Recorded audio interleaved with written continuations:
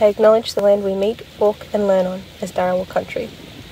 That where we meet today is at the base of the Mother Mountain, Mount Kira, and that she and this land is a place of significance to traditional knowledge keepers and teachers past and present. I acknowledge and respect these traditional custodians of country and knowledge, and extend that respect to Aboriginal and Torres Strait Islander people here today. Prior to engaging with EDM906, we all had different starting points in our shared experience of understanding the holistic Aboriginal approach to education.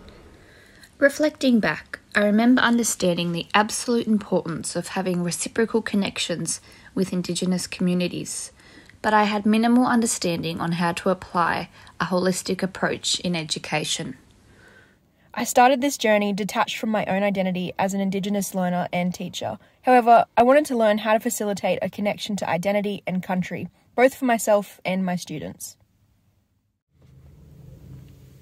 My identity as an Indigenous person of mixed descent has been subject to post-colonial diaspora. As a student, I was robbed the opportunity to learn about my own culture, to have even learnt about the community I grew up in.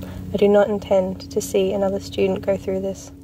As a class, we reflected together that the majority of our peer group are the product of what happens when relationships between Indigenous communities are not seen as imperative. We can see this in our language, bias, and passive racism, which we continue to overcome and fight every day. We have come to understand that we can always be improving. There should not be shame in getting things wrong, but we must own our mistakes and actively do better for ourselves and our students. Through engaging with the gifted knowledge by our peers, tutor, lecturer, and wider community, we have a renewed appreciation for encouraging the connections between Indigenous and Western knowledge. Why? Because it has the potential to be bigger than just our classrooms.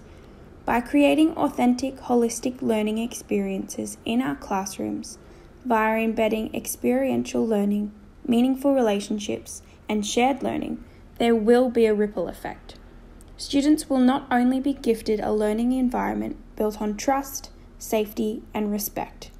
The ripples will also enable students to transition into young adulthood as socially, emotionally, and culturally informed citizens.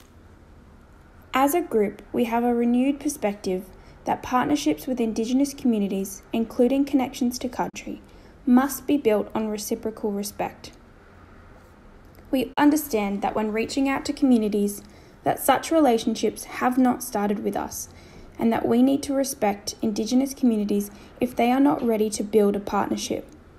We understand that communities may have had negative experiences with such connections from the past.